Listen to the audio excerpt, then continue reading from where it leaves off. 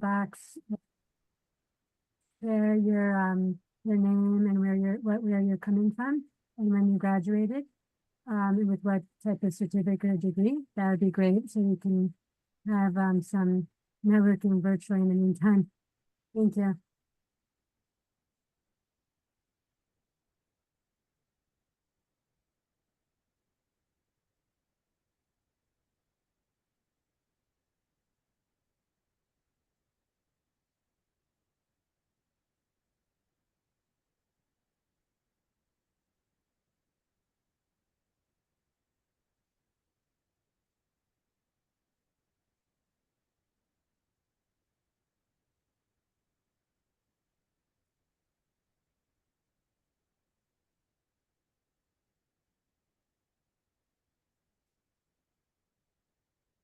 For the people who just joined us, feel free to write down your name and what did you graduate with, a certificate or a degree, the year, and what state or country you're coming from, what city you're coming from.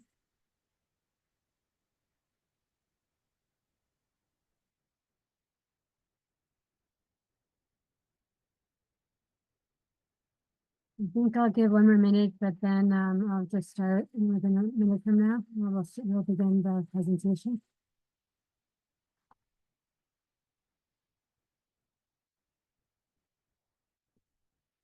And if you want to network beyond this, you could include your LinkedIn profile link, and you can also network that way as well.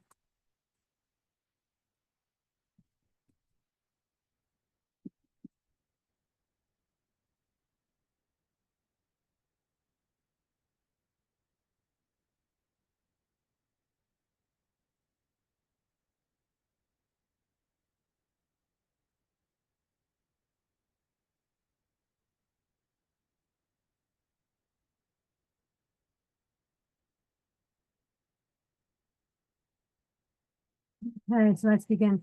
Welcome everyone to How Ordinary People Create Their Own Nonprofits, a learning experience for aspiring entrepreneurs.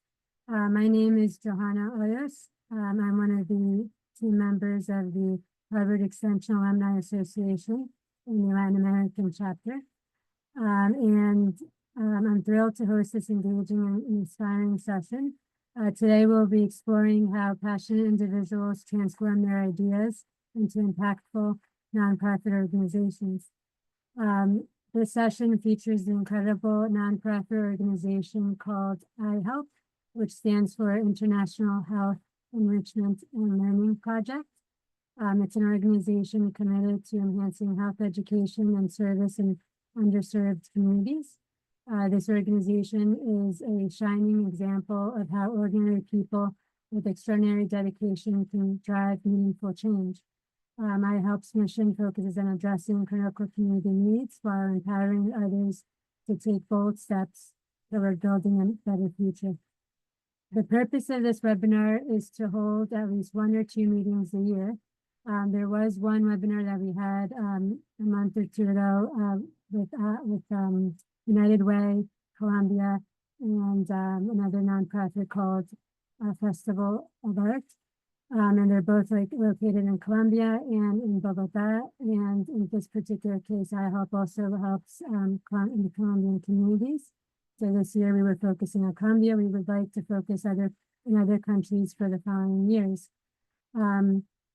So this will be focused on Colombia, reflecting how we can unite our experiences as alumni or future alumni and apply what we've learned in class to put into action. So we don't want to limit ourselves just to talk about visions and missions. We want to seek and achieve something concrete together. So since we're from so many parts of the world, as you can see in the comment box or chat box, we can have the fortune to be able to generate a global impact with all our different experiences and backgrounds. So we're fortunate to have with us Quinn, Simpson, and William Trevino, who are both co-founders of iHelp, and they're also medical students who are making a remarkable impact through their nonprofit work. They'll share their journey and insights during the first 30 minutes. And then after that, we'll dive into Q&A that I'll be providing as well as a host, as well as you as the audience. Feel free to write your questions in the chat box, and we'll be asking those as well. So I'm going to first introduce Quinn Simpson, who's the CEO and co-president of iHelp. He has a bachelor's in biological sciences. He was born and raised in Alaska. He left home to pursue Taekwondo training in Miami under Olympic coach Juan Moreno. And it was during his undergraduate years at Florida International University that he discovered his passion for healthcare and global health through outreach trips to Colombia. So collaborating with William Trevino, he helped expand his student-run program, Medical Missions Abroad, until COVID-19 halted their efforts, prompting his return to Alaska. Back home, he gained insights into global health and nonprofit management at Alaska Medical Missions, while also serving as a medical technologist and volunteer firefighter EMS provider. Throughout his medical school career, he worked to integrate his education into refining iHelp and planned to pursue emergency medicine, followed by a wilderness medicine fellowship upon graduation next year. He'll be aiming to provide quality care in resource-limited settings worldwide. And the other co-founder, William Benjamin Trevino, is an emergent leader in global health innovation and is dedicated. He's a dedicated medical professional in training. Is currently pursuing a dual degree as a Doctor of Medicine and a Master of Public Health candidate at the University of Miami Miller School of Medicine for the next year, class of 2025. He currently holds a Master in Bioengineering and a Bachelor of Science in Biology and Neuroscience from Florida Atlantic University. He has an extensive background in research ranging from AI integrated EMR system development to innovative studies on the cytotoxicity of marine natural products and cancer cell lines, which underscores his commitment to medical science and patient care. He's also an advocate for public health and leads numerous medical missions across Latin America and beyond, fostering comprehensive care and cross-cultural medical understanding. So they're definitely keeping busy, not only with their education, nonprofits, and other initiatives. So kudos to them for that. So to kick things off, I would like to begin with a few questions to explore the panelist experiences further. So starting a nonprofit while pursuing medical studies require not just passion, but also an exceptional commitment to serving others, right? So let's begin by understanding the driving force behind your journey. So this question will be for both of you guys. So what inspired you as medical students to get involved in the nonprofit sector, and how has that motivation evolved since you started this journey? Do you want to start, Quinn? Yeah, I'll go ahead and start. So for me, this really started a long time before medical school. So as you mentioned, I was in Florida doing my undergrad, and I was really trying to go to the Olympics for Taekwondo. But for some reason I had this, I really wanted to do a global health trip, just kind of had an itch to do it. And I was like, that'd be a cool experience. So that's when I first met Will. He was organizing a global health trip to Colombia. And so I ended up going down there. We went to the Coladas region, and we were working in this community that hadn't had access to a physician in over 10 years. And, really seeing the healthcare issues there, but more so like the gratitude, the impact I was able to make. It was really one of the most rewarding experiences of my life. And, I was down there doing blood pressure, simple stuff that isn't really too hard, isn't really doing that much, but, how impactful that was for this community, how much of a difference really inspired me to realize, hey, this is what I want to do going forward. Not only pursue medicine, but do something global health. I want to keep doing this. I want to keep chasing this feeling and making impact in other people's lives. So that's kind of when I started dialing back my Taekwondo. I went back and really helped Will expand his student-run organization he started at my university. And slowly we worked on organizing more trips to Colombia, visiting some of the same populations over. And throughout that time, it was we were always talking about different ways we could expand it, how we could do more. At that point, the model was, organize a group, go somewhere, set up clinic, and then leave. And we're like, how could we make this more of a long-term thing? How could we make it more sustainable, and address needs in other ways? There's a lot of things that go into health, and the human experience other than just, point of care, clinical care. So we were always thinking about how to do that. And, to pursue that, we reached out to other nonprofits, try to figure out the best way to do that. And they kind of gave us some good advice, and really, they gave us two really cool options, but at the end of the day, COVID kind of came around, really put a break on a lot of the global health trips, and kind of gave us the free time to pursue making our own nonprofit. And I'll say, as far as the motivation in doing that, nothing, there's nothing like the motivation of starting a new journey, picking up something new. But as we've kind of progressed in this and built it through medical school, there's a lot of motivation behind, the impact and connections you make with these communities, the people you work with. And, that in a way they do rely on all the stuff that, you promise, okay, we did this year. We're going to come back in the future, see you guys again, and we're going to try to do more. And that's a lot of the motivation is, these people, they're counting on us to come back sometimes, not depending on us, because that's not something we like to foster self-sufficiency, but at the same time, we always like to go back and keep doing more for people and never giving up. So that's kind of what keeps the motivation going. And can you talk a little bit about the communities before we give it to Will to speak? The communities, particularly like which are the particular indigenous communities that you help? Or is it every particular? And Will could answer that. Mm-hmm. So just to be clear, so you just want to elaborate more on the indigenous communities you work with? Yeah, before you introduce yourself, I thought that would be a good segue to just share a little bit more about your communities, the people that you both focus on. Yes, definitely. So as Quinn was saying, I started off doing medical mission trips after I went on my own medical mission trip, and I kind of didn't like the turnout of the one that I went on hosted by someone else. And I thought, I think there's a better way for us to help the communities we're working with and have something a little bit more self-sufficient, not reliant upon just one-time medical mission trips.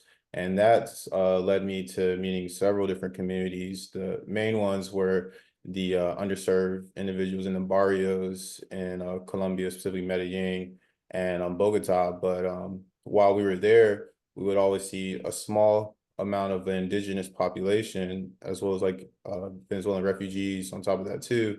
But that population was called the YU. And the more I got immersed in the culture and the more trips and the more we got involved down there, I learned more about this culture, and they're essentially a very interesting group of people.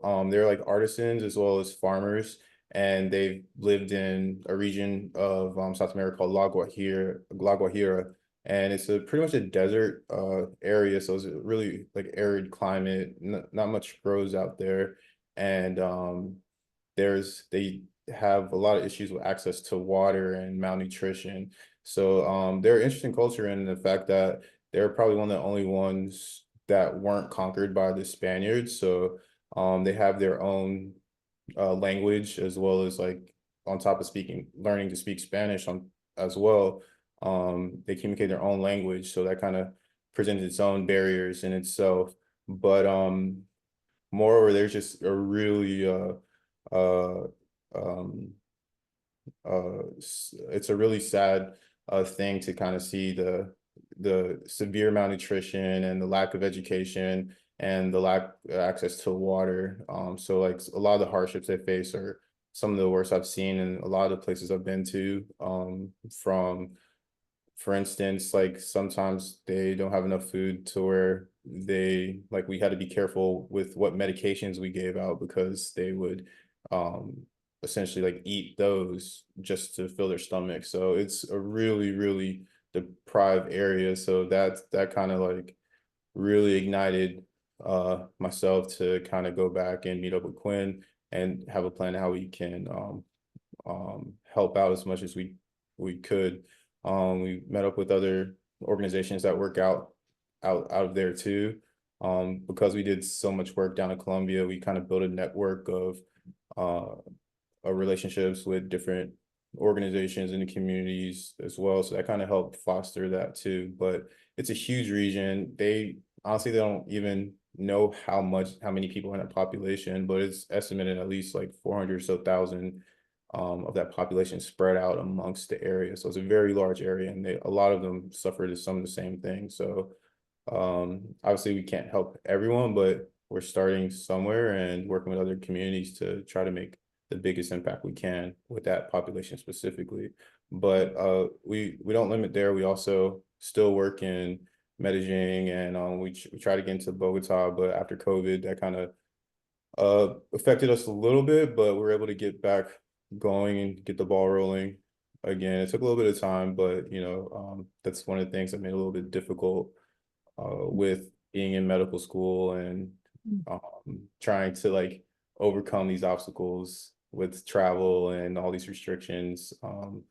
But now things are kind of ramping back up, and we're able to do a lot more. So we've like recently built classrooms and working on like other like food initiatives with hydroponics, and even trying to expand out on our hydroponic project to try to find a sustainable supplement, almost like a biscuit, if you want to say, or a cookie, that kind of addresses their food, but also allows us to address their like nutritional deficiency. So we're always trying to think of new ways, and part of those projects is by like working with other organizations and seeing what they're doing and seeing how we can kind of collaborate with them and help them also grow. And I also wanted to touch another population we really focus on in South Florida is the homeless. So we do a lot of pop-up mobile clinics, really utilizing our student volunteers and kind of younger leadership down in South Florida to really operate and run the day-to-day stuff of that. But at one point, we had around 5 locations we'd consistently go to and just kind of do check vitals and point homeless individuals who might need additional resources or care in the right direction, where to find them. And then a big part of that, mission there is, really providing opportunities for young individuals to get experience working with doctors, to get volunteer and clinical experience so they can pursue further their education, whether it's medical school, nursing school, PA school. And in doing that, they're rooting their education and training in philanthropy, and they're rooting it in the knowledge of some of these social determinants of health and kind of the real plights of, the underserved communities that people kind of turn away from and ignore. So that's always going to go with them when they pursue their medical training. And that's really how we like to pay it forward. So in the future, they have that passion and they go do their own things, or they continue to contribute to ours. But that's the other real population we focus. Well, before I go to the next question, did you want to add anything about your motivation? I think with the people, I think it says it for itself that that's the motivation, but anything else? Yeah, definitely for me, it's especially I found like kind of what got me into wanting to do this is working with children. I think that's a big motivation for me. They're I mean, obviously they're adorable and everything, but it's more than just that. It's kind of like being able to make a difference, and you don't even realize it now, but like hindsight's kind of like 2020 in this, but small differences we can make, I think that allows to make a drastic difference over like their whole lifetime. So I think that kind of motivates me on top of a lot of other things, but it's always, I definitely think it's like one of my main motivations though. So being able to make these small differences to essentially affect potentially their adulthood, and it's a longer lasting effect, but it's something I always look into.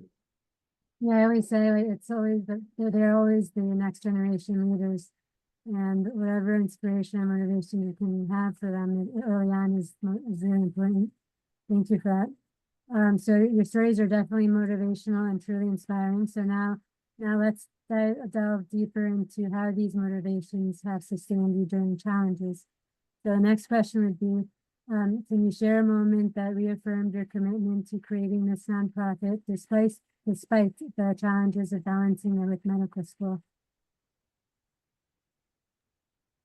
I can start.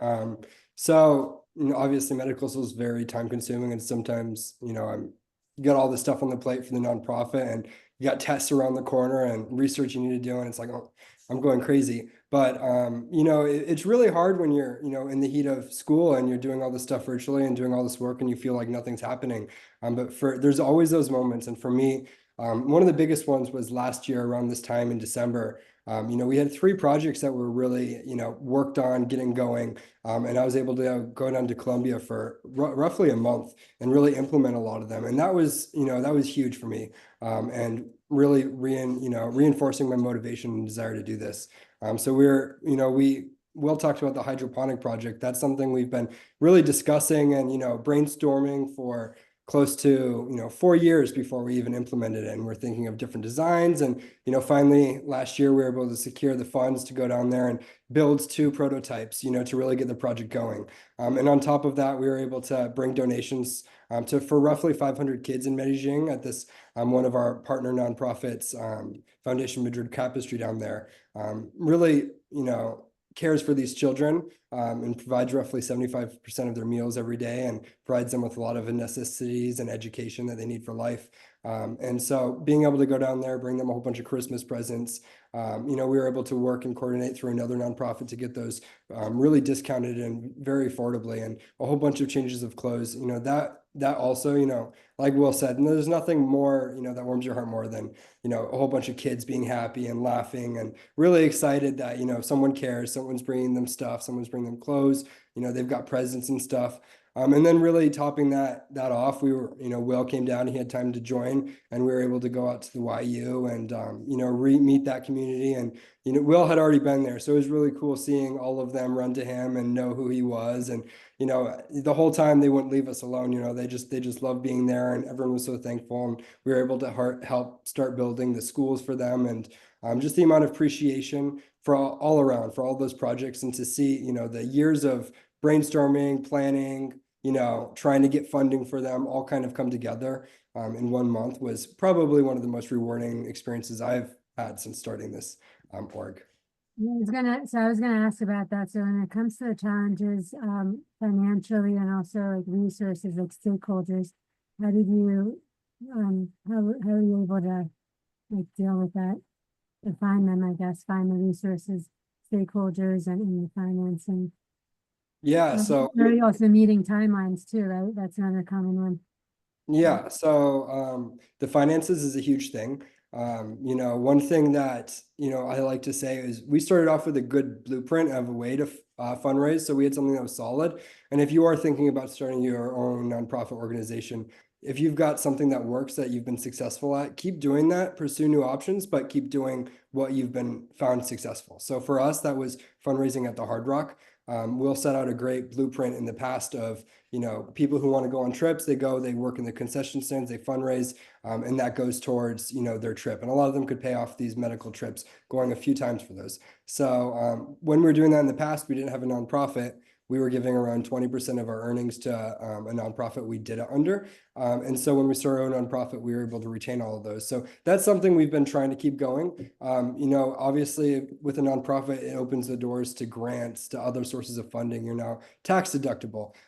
Sounds like it's going to be a lot easier to get funding than it is. It's a pain. It's a lot of work. You have to reach out to a lot of people and hear nothing back. But really it's about not giving up. And when you come with obstacles, you find something you're not good at. So for me, that's grant writing. I put a lot of time in trying to figure out how to write grants, find grants, and I'm just not a great writer. And so it's figuring out when you need to pivot and go and look a different direction. And so for us, looking a different direction was, hiring and seeking out people who had experience in that, getting advice from them, but also putting up applications for interns for grant writing positions on our website and really advertising that through programs like Google Ads and stuff. And, eventually, skilled people who have, some experience in that found their way to us. We were able to meet, and that's how we've slowly started becoming successful at grants, is really utilizing other people's experience who like our mission and want to be involved and have assets in areas that we don't.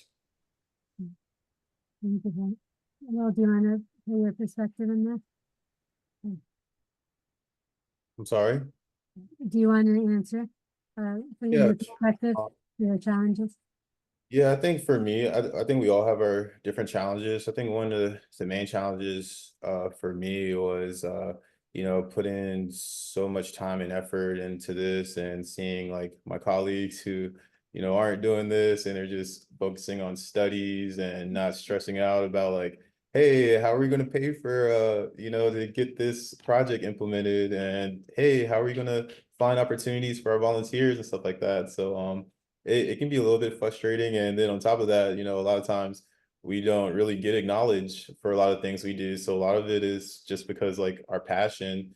And but at the end of the day, I think what kind of like supersedes that is, again, like the communities that we're helping and the smiles on the faces that we see. I guess is a little bit selfish because like I get like that gratification from helping people, and it's like it's just addictive, for me at least. So it's like you put all this work into something and then you see it through, and like that whole process just really makes like its own like reward system. So I guess I kind of like Pavloved myself into like doing this work by like just rewarding myself with helping others, and like how Quinn said, like seeing their smiles on their face and coming up and just being genuinely thankful for stuff that you really didn't have to do at all is something that really gravitated me towards not only nonprofits, but becoming a doctor and all of that. So, and as Quinn was saying, like financially, it can be really difficult too, because we also have to worry about that. Luckily, with like the organization I had before, I kind of found ways to do that. And I was able to kind of piggyback off of the method that I was doing before to have some source of funding. But I like to not kind of keep all my eggs in one basket, and like to make sure I diversify all of our funds that we do try to get. So whether that's from donations or having people fundraise for us and finding like initiatives that we could possibly do that provides funding, and just kind of connecting with other people and getting lucky sometimes and meeting people that are really like what we do and want to donate to us. There's no really, we haven't found like the one thing that's like the gold standard. So we definitely try to make sure we try all our avenues, and that's time consuming too. So that can be another challenge. Yeah, I had actually one question when it comes to challenges in the perspective of the communities themselves. So you're working with communities that don't have much. So are you using natural material to be building the schools and I don't know what else you built, but what do you use for materials production? Because you previously Quinn mentioned something in his minds of that the people in the communities are teaching them so they can sustain their living there. So You're not just having people from the US coming and building and then we just forget about them. So I guess what are the challenges in that perspective with the materials? So, I mean, for that, I guess I kind of learned from my, like getting a master's in public health. It's really important to make sure that the community is not reliant upon you. Mm. And we try to make sure we provide things that are self-sustaining. So us using locally derived resources or traditional building methods, like the YU, they build specific buildings certain ways. Um, which they've done for a long time. So we kind of respect that. And we also ask them, we really make sure we do a needs assessment where we're getting their perspective and trying to understand exactly what they need, instead of us just saying, oh, we think you need this, we're going to do this for you. We it's really important for us to understand what they need, and then we kind of sit back and try to think of either like innovative or other ways we can provide that could, with the goal being making sure that they're self-reliant. So the materials that we provided for them, we were able to kind of use our resources to get funding to get that material, and try to provide like a relationship um, with our funders to build that. But that was more so just to get them started. But by using local materials there, that kind of keeps it self-sustaining because they're able to kind of replace things and fix things and keep up maintenance easier themselves.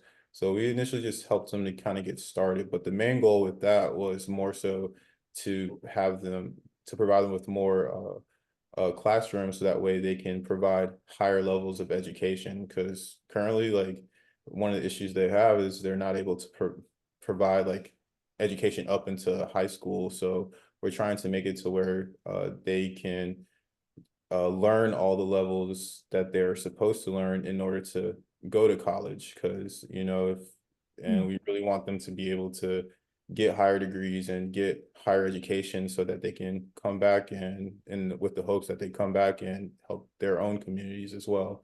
So that's in that sense, that's how we're trying to make them self-reliant. Mhm. Thank you for that. So let's see here, so I guess we'll go to the next question. So what are some misconceptions about starting a nonprofit and how would you address them? So you may have some people in the audience that, are interested in having their own nonprofit. I could speak for myself. I would like one day to have my own nonprofit. I dedicated most of my, career volunteering for nonprofits, but never had. I think it's mainly for fear. And it's not, I guess it's more fear than anything, doing it on my own. But I know I'm capable of doing it, but I think there is one, obviously, that we already mentioned, is the finance piece. That's huge. Is there any misconceptions that you can think of besides that, for starting a nonprofit that you would want the audience to know? I mean, I Even want to start that off you by touching on experienced, the perhaps. finance piece, because that is huge. If you want to start a nonprofit, you're going to need money in, you're going to need money to do stuff. And I really touched on, the misconception, like it's going to be, I think going in, I at least thought it was going to be a lot easier to get funding and stuff with a nonprofit. And it is a lot of work, but I think the best ways to address it is be prepared ahead of time. So reach out to other organizations, other people, other individuals that have been successful in this particular field, whether it's fundraising for nonprofits, whether it's writing and achieving grants, or reaching out to larger organizations that might be with similar interests or similar target areas of philanthropy as you, and see, what grants do they apply for? How are they successful? And seeing if you can get them to help you, especially starting out, if they can give you a nice blueprint. Or, if it's an individual, see if they want to be on board with the nonprofit, if they want to help you found it and start it. But having those key individuals, having those mentors, people to provide insight that you can turn to if you have problems, or having people kind of already roped into your organization to really help you get going on that, I think is what's going to give you a massive leg up in getting funding, which is, one of the most difficult parts to me as part of a nonprofit. So that's what I would say, plan ahead, get contacts, do your research ahead of time, and get connections, and be prepared for that obstacle when you do start it. Yeah, I'll I do think it. and I think I would, for me, I'm not sure if it is a misconception or not, but I know for some reason I thought a nonprofit was kind of, obviously it is different from a regular business in the sense that it doesn't uh it's taxed, like you get the tax break, but it really is a business, so it needs to be ran and managed as a business. And for myself, I didn't necessarily have a background in business or any of that, so I had to do a lot of catch up and learning.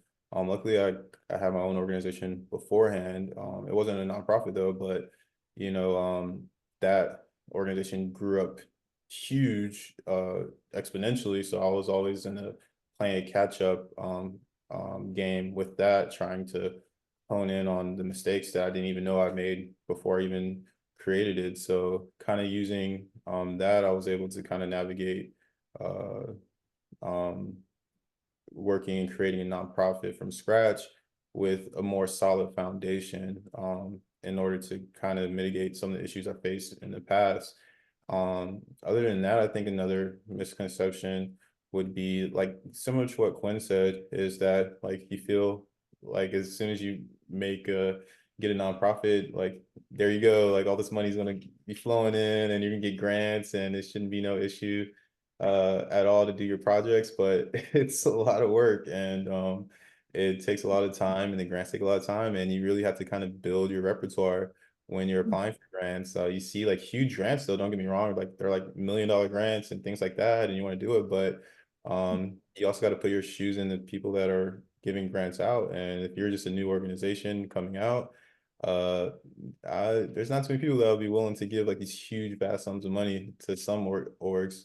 Not to say that's everyone, there might be some instances where that is the case, but from what I've experienced, like no. So we still applied to those, but with our fingers crossed, but we also had to apply to smaller grants, and we were successful getting those and really work on that. So that is and grant writing is a lot, so you have to also apply to a lot of grants, so it's a always continuous process, and I didn't really know about that from the get-go until I started learning more.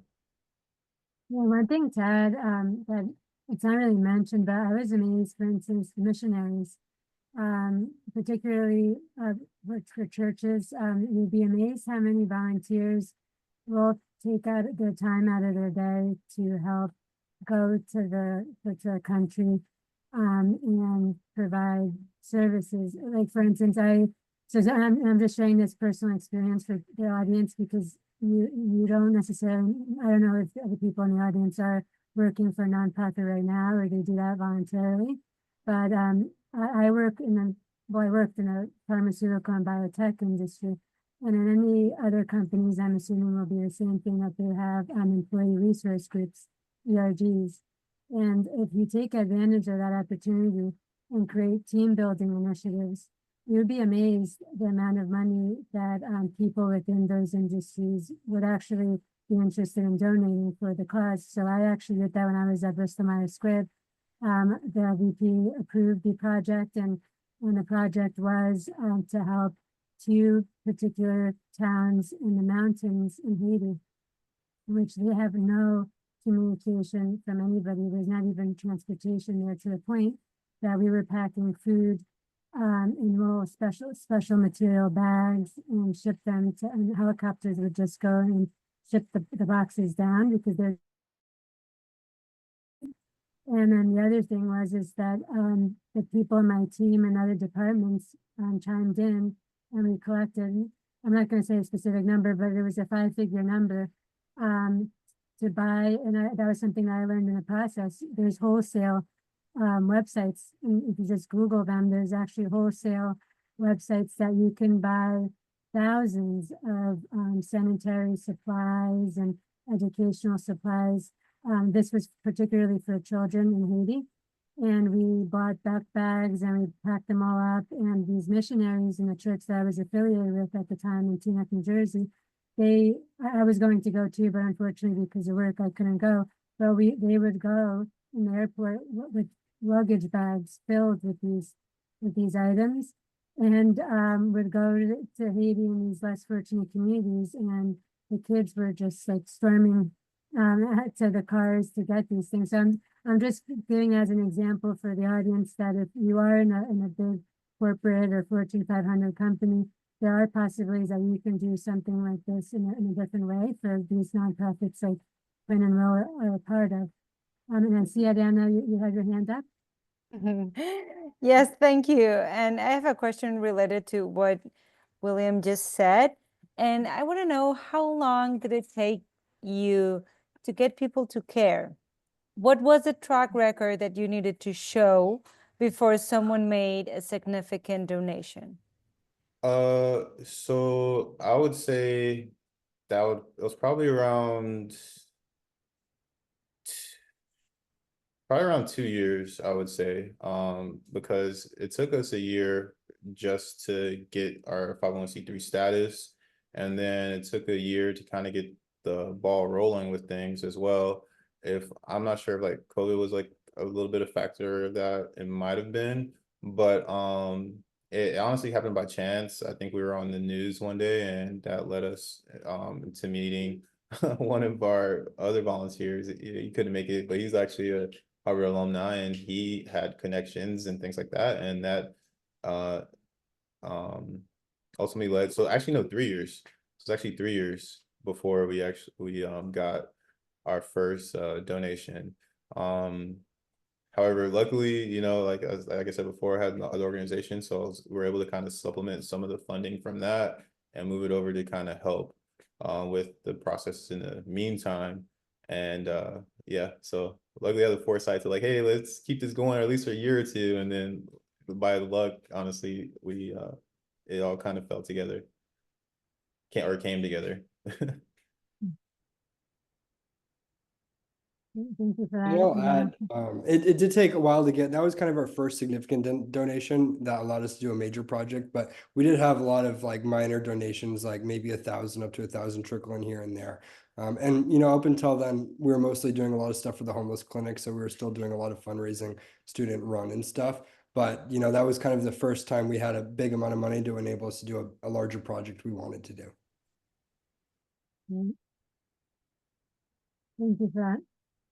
Yeah, and something just to reiterate what Will said, I forgot to mention earlier that Dr. Douglas Peebles, he's he's a Harvard alum, and he's part of the board, if I'm not mistaken, right, guys? Of iHelp. He's part of the board, or what? No, he's one of the directors of our Okay. operations. Yeah, he's part of the iHelp initiative. So that's okay. So let's go to the next question. This is more related to partnerships. And just one thing before I ask the question, there will be for the audience, there will be a PowerPoint presentation and a supplemental material that will be provided with the link to the recording for this event.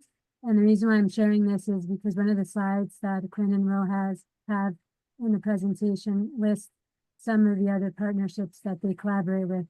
Right now, they'll just briefly talk about it, but just wanted to put that out there. If you're also a nonprofit that would like to collaborate with them, there's a possibility and opportunity to do so. So the question for partnerships is, how have you approached building meaningful partnerships for your nonprofit through this whole trajectory? I guess I can start. And you can maybe name some too if you want. Yeah, so I think mainly for me, I know Quinn probably has something a little bit different, but so he can add to it after. But mainly for me, it's just by doing the work. I'm just like really passionate about what I do, so I kind of zone in sometimes, and I just continue to work, and really pursue my projects, and somehow, you know, you end up stumbling into people that are doing work in the similar fields, and that's led to a lot of our partnerships.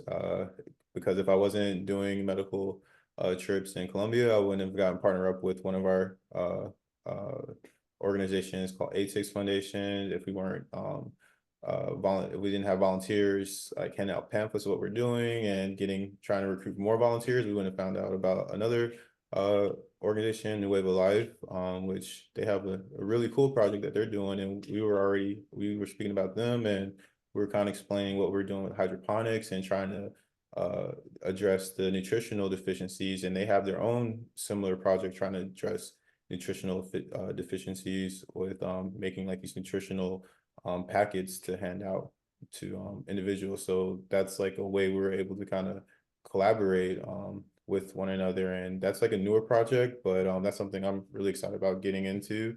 We're still trying to figure that out, but I think it shows a lot of promise. So but yeah, but it's really just by getting started and doing things, it leads to you meeting people.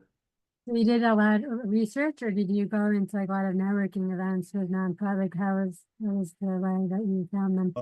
For me, to be honest, it was more just like networking with, specifically in South America. It was more just because we were doing the work down there, we meet people and those people know other people, and then you just end up kind of networking that way. Not necessarily official, it's just a lot of it's by chance a lot of times, but you know, the fact that you're out there and doing things, people are like, hey, I know someone else who does something like that. That's really cool. You do this too. And you're like, oh, really? Yeah, you should talk to them. You would probably like what they're doing. Or like, hey, there's this place in the YU. You should reach out to them. They would love to have what you're doing here, or other organizations like, hey, we don't have any medical components, so we would love to partner up with you, and maybe you can help us figure out this medical component that we're having issues with.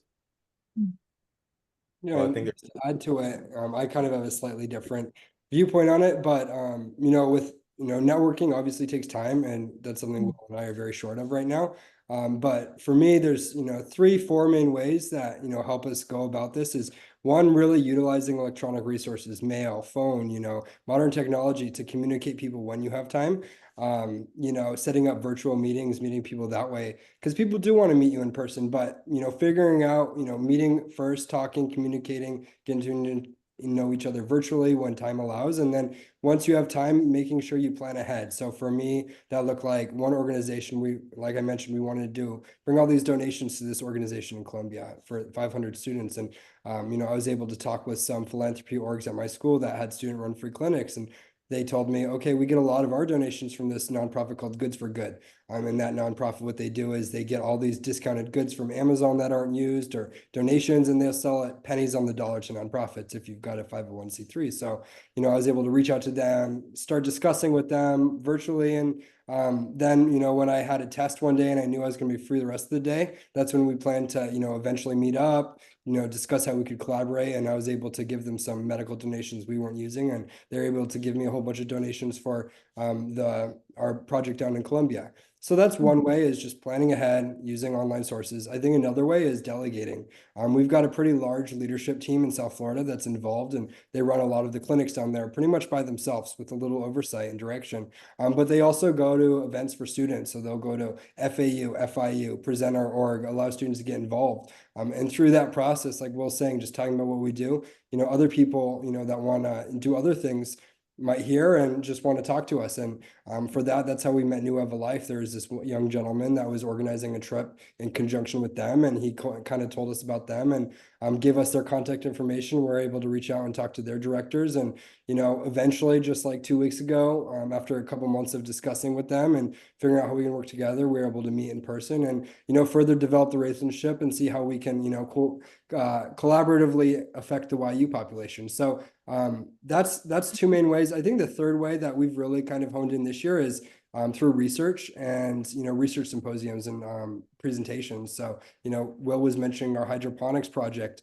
That's something that's innovative, and we ended up presenting that project as a a pilot project at these public health, global health events in Miami. And through that, we were able to, a lot of people who are involved in this exact same thing in the academic setting were like, wow, that's cool. They wanted to talk to more about us, and we were able to make some really, really cool connections that way. So those are the 4 main reasons too, I think, ways that we can network effectively on a tight schedule.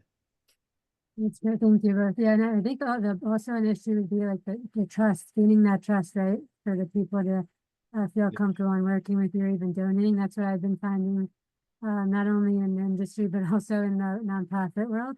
It's quite hard to have people trust you without even knowing you as a person, right? Even just so people understand like how even this came about. I actually just did Google searching. I was just looking at nonprofits in Columbia and Google searched, and iHelp was one of the nonprofits that came in the top of the list. So you never know who you'll meet until you actually do the research and actually connect with the mission and vision. Adriana, you have your hand up? I have so many questions, and I'm impressed That's with your great. work. I wanted to ask you how you do all that you do. How many people are working with you? Because networking and everything, it's exhausting and it's time consuming, and you're doing a lot of things. So how many people you have on your team? And also another question that I had, and especially in the communities in Latin America, how has the government been for you? Has they been an ally or kind of an enemy, or how's your relationship with the government? So I think I can answer that a little bit better. So as far as the team, we have like pretty extensive team, not including our volunteers. We have like, I believe we have like over 100 or so volunteers, but we have wow, actually, Quinn, how many how many Yeah, I mean, I'd say we have like a good chunk of like 8 to 10 people in South Florida that are younger, but are involved in the clinics down there, involved in research, grant writing, that sort of stuff. We've Yeah. got 2 grant writing interns separate from down there. And then we have, Dr. Peebles, the director. We've got around 3 board members. So I'd say all in all, around like 16 team members that are pretty solid. And then they kind of help facilitate all our volunteers as well. So like we kind of hold off on volunteers for a little bit, but now that we have a little bit more projects going on, we have room for more individuals to get involved as well. As far as the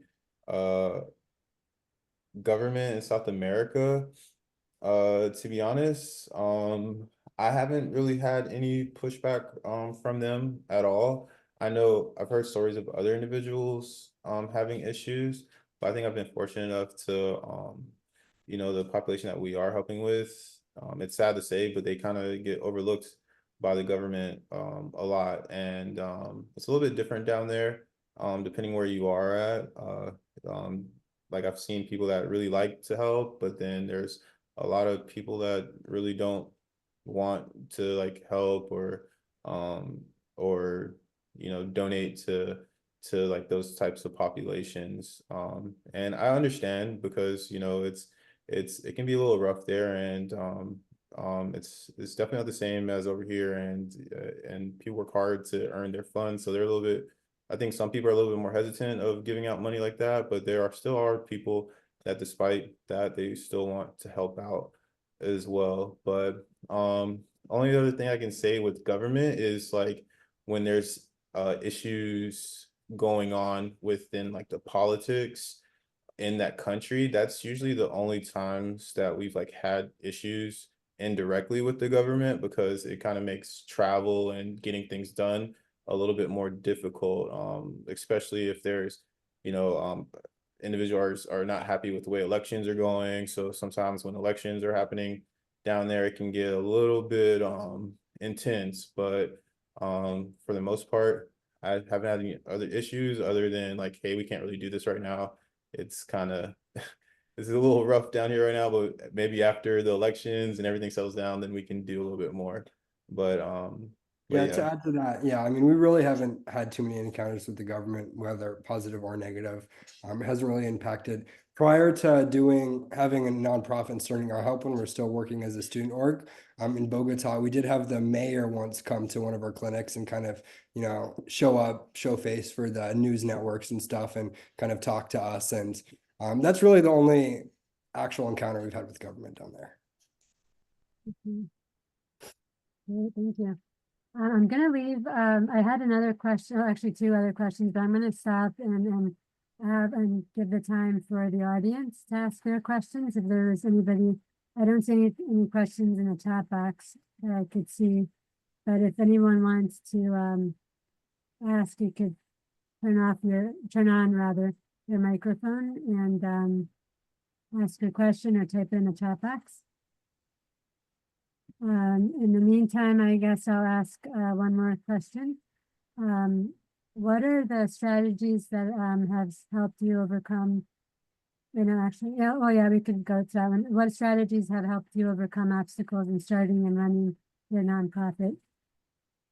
I can start with this one, Quinn. But I think the main thing I learned from running like other organization previously is like having a lot of structure and building a really solid foundation from the beginning. For me, that's making sure like individuals have like well written out duties and tasks that they're responsible for, so you can kind of hold them accountable for the things that are supposed to be done. Like it's really easy for people to want to be involved, and unfortunately some people just want to do it for the resume, and that's okay. I get that. But it can really quickly lead to like social loafing and some team members not doing things where others, and leaving the workload on to other people. So we had to deal with that a lot. But from dealing with that, we know that we kind of set the standard from the beginning and make it very clear. And I like to personally have people tell me like what they're passionate about, because I find that's kind of its own incentive. If someone is like really passionate about something and like we can accommodate that, then I'll have them be in charge of that and see and keep that going. So really asking people what they like to do and getting to know your team that you're working with too can help a lot. And it can also tell you like how they can contribute more and help like kind of mitigate that social loafing. It's not perfect, but more times than not, like I found like that strategy kind of works. And then on top of that too, like I like to like give individuals tasks and see how they do. And that kind of tells me like what to expect from them and see like what how their work ethic is. There's no like right answer or anything, but I kind of take notice of things like that. That's going to tell me like, hey, like, oh, does this person work fast? Are they efficient? And again, there's no right or wrong answer, but that would kind of tell me how they could be useful in the organization and what tasks might be better suited for them. So Yeah, and I'd say my answer, I kind of touched on the, grants already, but I think the main thing is figuring out when you need to try harder on something and when you need to pivot and do another approach. Because sometimes, you might not have the skills at something that needs to be done, and you could dump lots of time into it and it could be for nothing.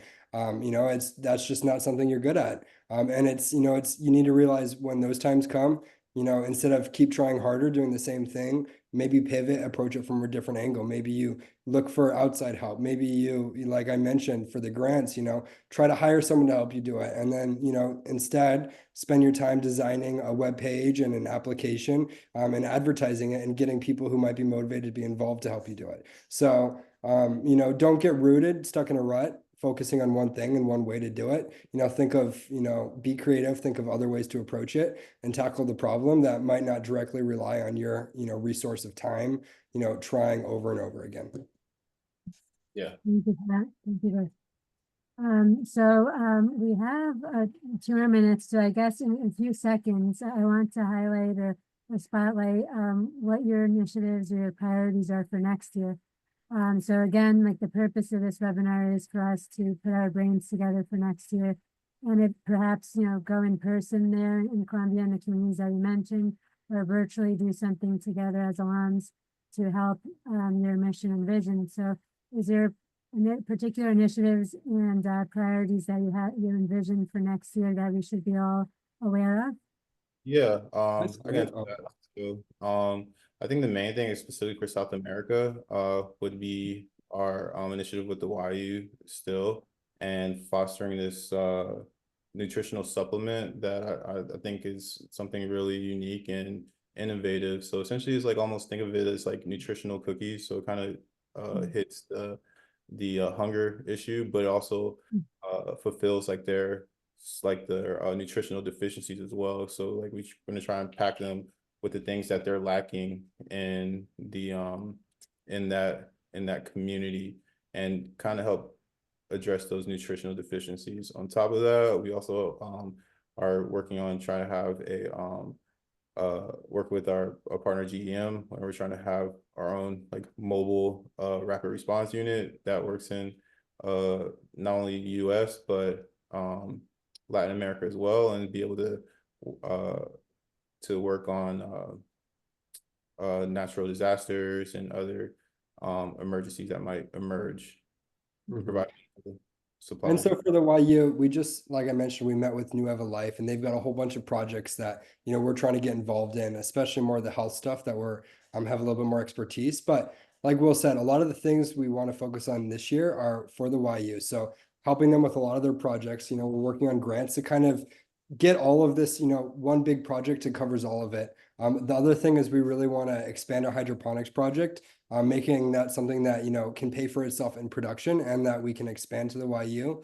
And then the last thing that I really want to push is I found this really cool opportunity with this company called First Solar. And what they'll do is they'll donate like a whole solar system equipment and like the power base and stuff to you, but in order to get that donation, and they do it twice a year, they submit applications twice a year, I think in August and sometime in the spring. But you have to have all of this, you know, you have to have expertise in, you know, how the grid system works, how you're going to implement it. You know, stuff that's way above my head as someone who's in medicine, but, you know, we have to slowly develop connections, find people who are going to go down there and help us implement this. We're going to maintain it. And we have to have all of that information ahead of time before we can apply for this opportunity. So I think it would be very cool to get, you know, a solar, you know, panel system out there to supply energy to this community.